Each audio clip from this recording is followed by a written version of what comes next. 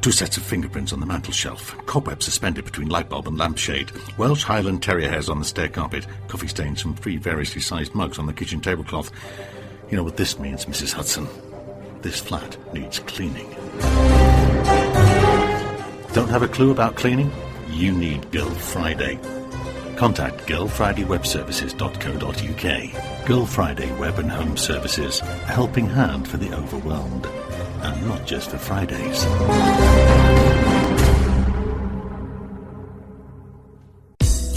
Online, on social media, and on your website. BizVox UK, giving your business a voice.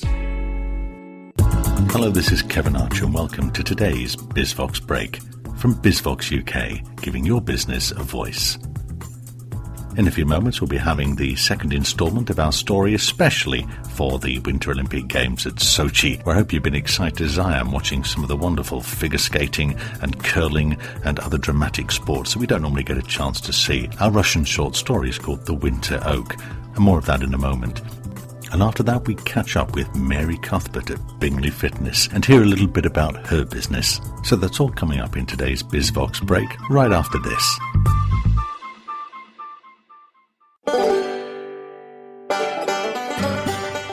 Howdy, my name's John Henry Gates, and I raise chickens in Kentucky. You know my cousin Billy, he once said to me, John Henry, if you get yourself a marketing expert, it'll make all the difference to your business.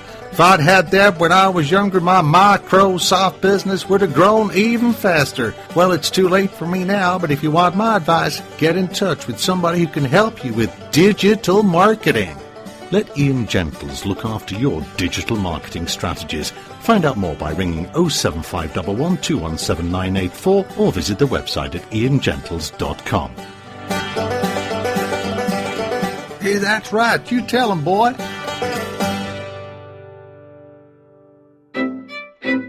BizVox UK, giving your business a voice.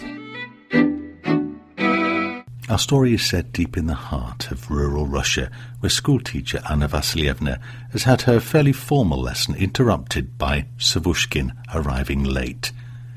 She's reprimanded him and says that she's going to accompany him home that afternoon so that she can have a talk with his mother. Little does she know the surprise that lies in store for her. The Winter Oak by Yuri Nikibin, Part 2. Read by Kevin Archer.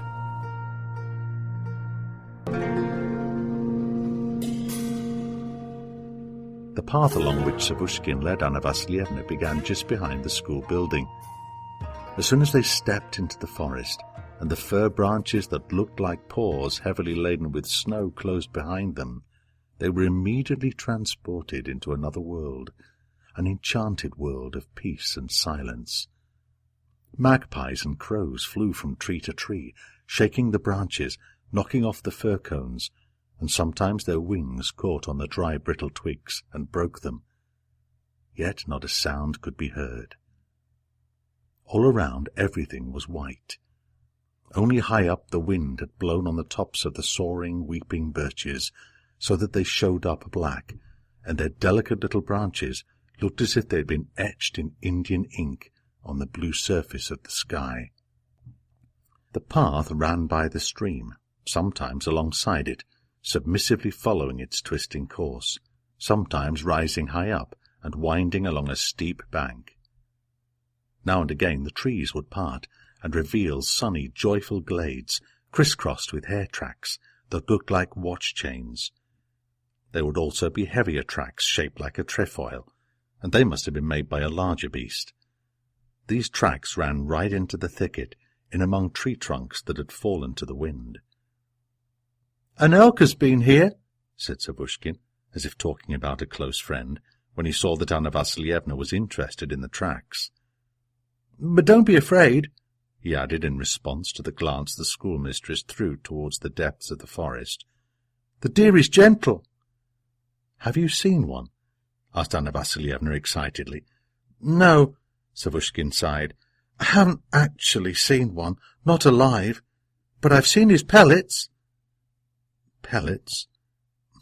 "Droppings," Savushkin explained shyly. Slipping under an archway of bent branches, the path again ran down to the stream. In some places the stream was covered with a thick white blanket of snow, while in others it was imprisoned in an armour of clear ice, and sometimes living water would gleam through the ice, looking like a dark, malevolent eye. "Why is it not all frozen up?"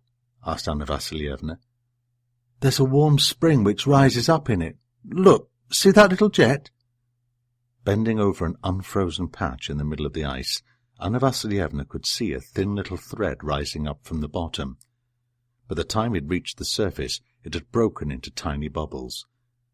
This minute stem with the little bubbles on it looked like a spray of lily of the valley. "There are loads of springs like that here," said Savushkin enthusiastically. "The stream is alive, even under the snow." He brushed away the snow, and they saw the coal-black but transparent water. Anna Vassilievna noticed that when the snow fell into the water, it didn't melt away, but immediately turned into slush, a greenish jelly suspended in the water as if it were algae. She was so pleased with this that she began to kick snow into the water with the toe of her boot, and was enraptured when a particularly intricate figure emerged from a large lump of snow.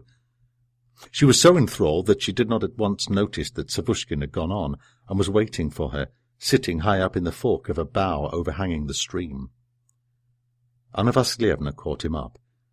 Here the action of the warm springs came to an end, and the stream was covered with a thin film of ice.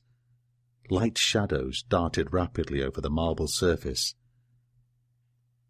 "Look, the ice is so thin that we can even see the current." "No, Anna Vassilievna, I'm swaying this branch, and that's its shadow moving." Anna Vassilievna bit her tongue. Clearly here in the forest she had better keep quiet. Savushkin strode on again in front of the schoolmistress, bending down slightly and looking around him, and the forest led them on farther along its intricate, tangled paths. It seemed as if there were no end to the trees, the snowdrifts, and the silence of the sun-dappled twilight. Suddenly, in the distance, a smoky blue chink appeared. The trees began to thin out. There was more space, and it was fresher.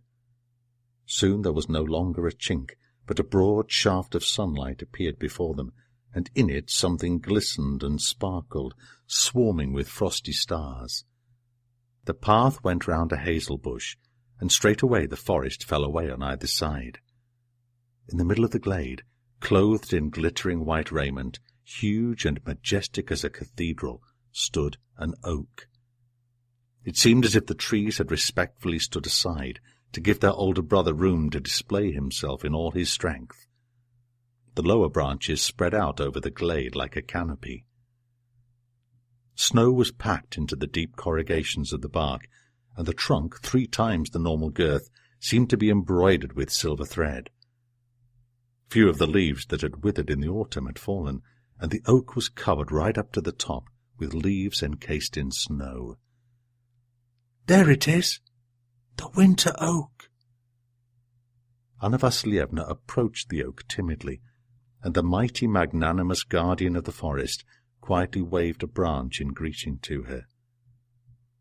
Savushkin had no idea what was going on in the schoolmistress's heart, and he busied himself at the foot of the oak, as if approaching an old acquaintance.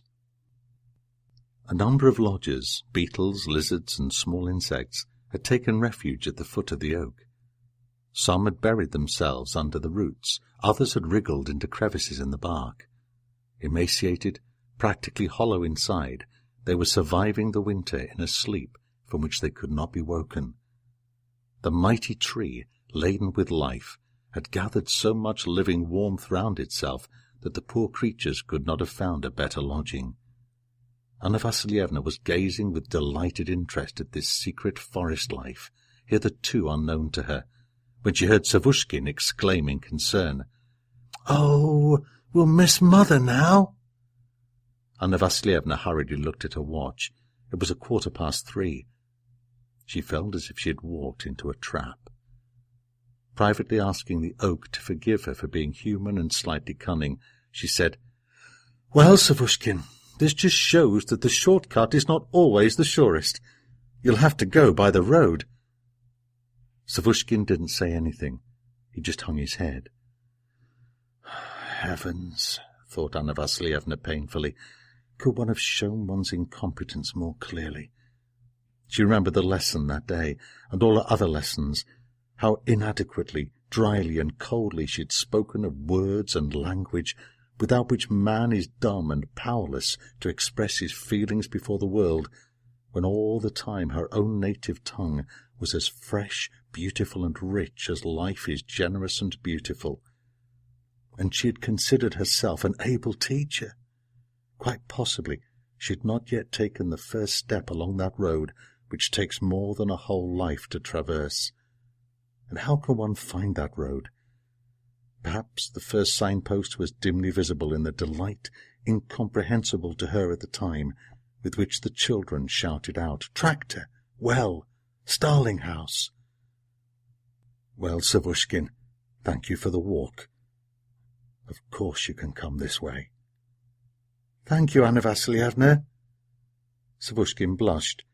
He very much wanted to say to the schoolmistress that he'd never be late again, but he was afraid of telling a lie.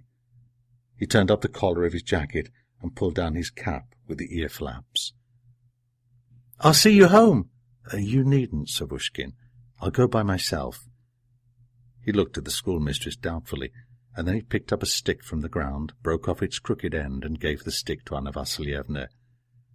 "If the elk comes near you, hit him on the back, and he'll run away. Or better still, just wave the stick at him, and that'll be enough. Otherwise he might take offence and leave the forest altogether." "All right, Savushkin. I won't hit him." When she'd gone a little way, Anna Vassilievna turned round to have a last look at the oak, rosy white in the setting sun, and at its foot she saw a small dark figure.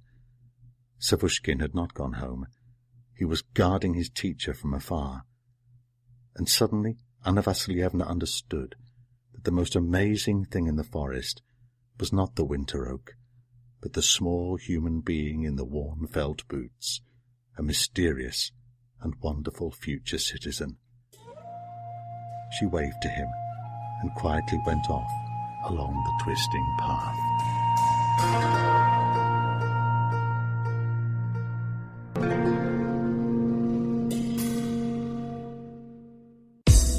Online, on social media, and on your website.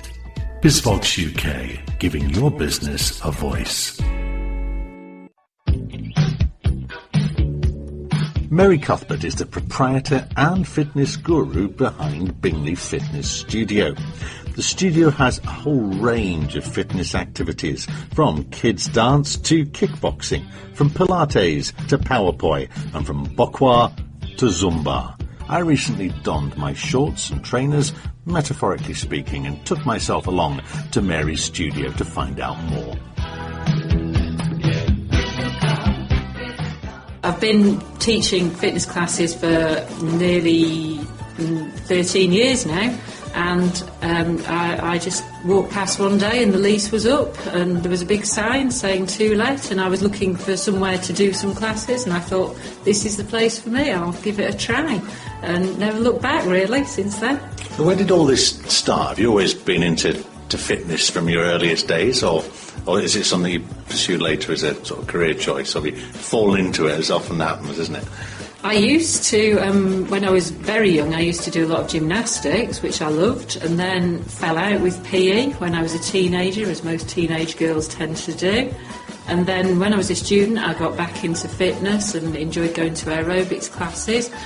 But after I got my degree, I was working as a chemist, and I really liked the job, great money, very interesting. But one day I was doing an aerobics class and I thought to myself, I could do this. So I trained up to be an aerobics teacher, and there we go. It's all stemmed from there, really. Everyone has a great time, and we get fit, and we have a laugh. So, you can't beat that, really. It's a great job. It's lovely to come and be part of that group, really. But I could say that about all my classes. I love them all. Well, that's all we have time for on today's BizVoxBreak. Thank you for tuning in. Hope you'll join us next time. BizVox UK, giving your business a voice.